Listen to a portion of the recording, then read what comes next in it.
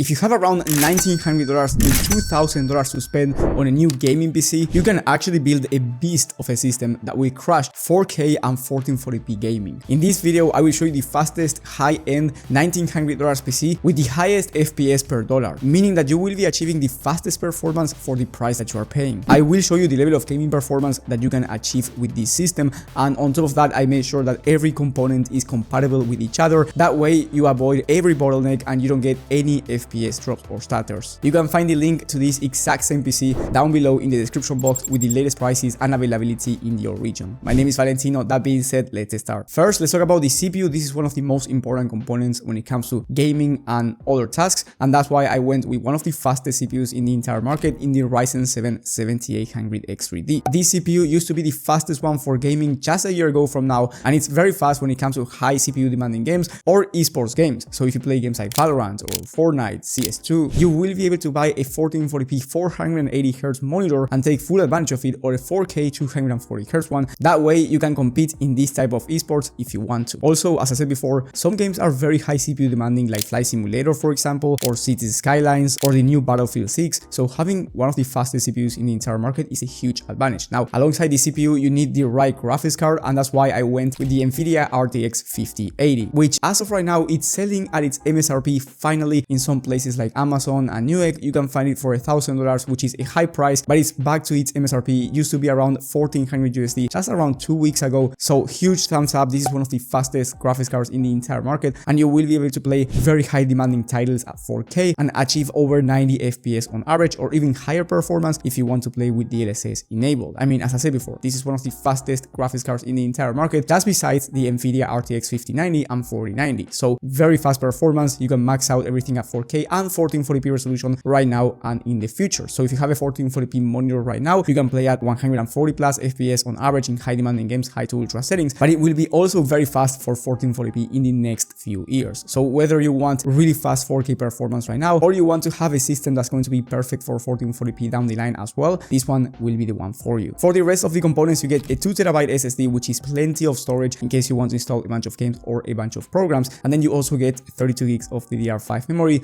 which is great for content creation and streaming. So this system is not only high-end for gaming, but it's also high-end for content creation and productivity work. And then when it comes to cooling, you get an aftermarket CPU cooler for the Ryzen 7 processor to avoid any CPU temps issues, and you get plenty of airflow from the Montech King 65 Pro, which is one of the best looking cases in the entire market in my opinion, and it has a very decent price. And then you also get Wi-Fi included, just in case you don't have an Ethernet cable with you and you will be gaming via Wi-Fi. Now, the total price for this system by the time of filming is around $1,920, and the price might be different when you're watching this depending on the 5080 price and whether or not you find it at its MSRP. But remember that I will leave the most updating prices and availability in your region for this graphics card and every component down in the video description. Now, if you have a little bit more to spend, right around $2,000, you can actually upgrade your CPU from the 7800X3D to the 9800X3D. This will give you slightly faster performance when it comes to gaming, nothing mind-blowing, so it's not going to make a huge difference, but it's also going to be faster when it comes to content creation. So if you're a professional content creator, making this upgrade will be actually huge for you, but if you're just a gamer, it's just not going to make a huge difference. However, if you have around $2,000 to spend, you might as well get the fastest one instead of the second fastest one. And on top of that, when you upgrade the CPU, I also changed the CPU cooler to a 240mm liquid cooler, which is going to look amazing aesthetically, and it's also going to be better for the CPU. The total price, if you decide to upgrade, will be around 2025 USD. And on the other hand, if you have less money to spend and you want to spend around $1,800 or less and achieve basically the same level of gaming performance, I recommend you downgrading the CPU instead to the Ryzen 7 7700X. This is an 8-core processor that is still very fast and it's going to be amazing alongside the RTX 5080, especially at 4K resolution. So you will be able to still achieve over 90 FPS on average in high demanding games at 4K, and also very fast performance at 1440p. As I said before, it's just going to be slightly slower compared to the other CPUs, but again, it's not going to be a mind-blowing difference unless you want to play esports shooters at 1080p in competitive settings. Well, in that case, yes, it's going to be quite slower when it comes to FPS, but you will still achieve very high frame rate even in those esports games. So don't worry about it, because if you have around 1800 USD, you will be able to still achieve very fast frame rates, and you still get the NVIDIA RTX 5080. The total price, if you make this downgrade, will be around $1,790. And remember that the prices might be different when you're watching this video, so I will leave everything updated in terms of pricing and availability down in the description box. And if you have a completely different budget, let's say you have $2,500 to spend, or you have over $4,000, or on the other hand, you have less than $1,500 or less than $1,000 even, even, well, in that case, I do recommend you watching my video on the best PC builds of the month for every budget and every resolution included. You will find that video in the top right corner of the screen. Thank you for watching, and I will see you on the next one.